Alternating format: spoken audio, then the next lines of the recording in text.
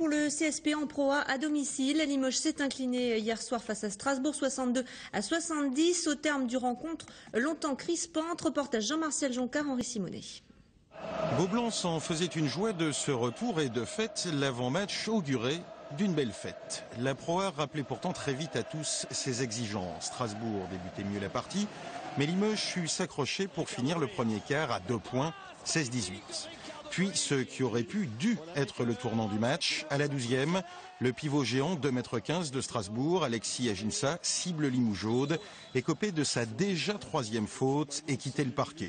Le CSP prenait alors le large dans le sillage de Bungu Kolo, avant de laisser les hommes de Vincent Collet reprendre l'avantage pour finalement les coiffer à la sirène, 39-37.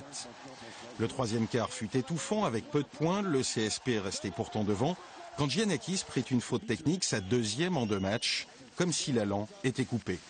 L'ultime manche était hallucinante, la marque n'évoluant pas en 5 minutes, malgré une domination totalement stérile limougeaude. Aginsa fit alors un retour de tueur et Strasbourg maîtrisa entièrement le money time.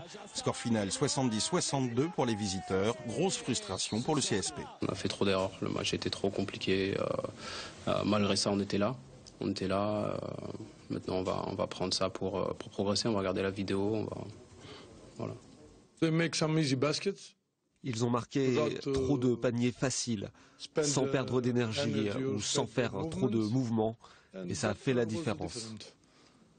Nous, en attaque, on s'est trop précipité, on a fait trop d'erreurs évitables, idiotes, en leur rendant la balle trop vite, et ça leur a donné confiance.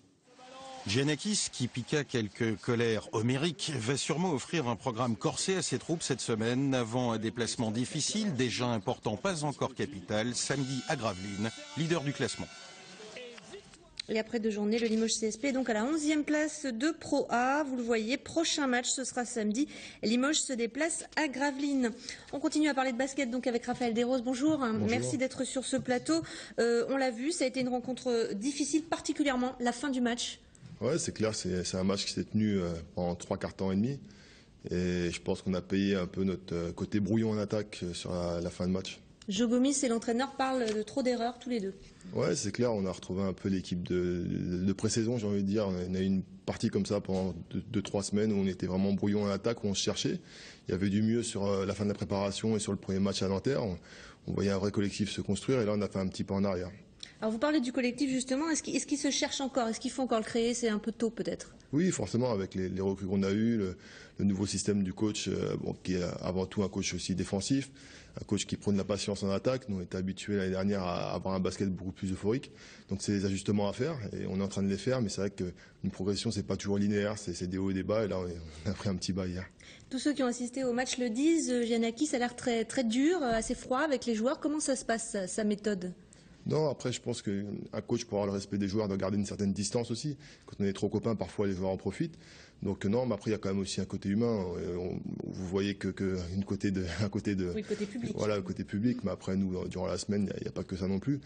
Mais c'est vrai qu'il est exigeant, rigoureux, et c'est ce qu'il essaie de nous transmettre. Est-ce qu'il peut pas être trop impressionnant vu le palmarès qu'il a aussi? Non, je pense pas. Je pense que après ça attire le respect, mais pas non plus la peur. Dernière question, vous êtes là depuis 3 ans. Comment se passe l'intégration des nouveaux joueurs? Bon, ça s'est fait quand même assez bien parce que de par leur personnalité aussi, je pense que c'est des gars qui sont intelligents, qui sont venus avec un projet collectif et quand c'est comme ça avance toujours plus vite. Merci beaucoup d'être venu nous en parler sur ce plateau. On suivra évidemment les prochains matchs sur cette antenne.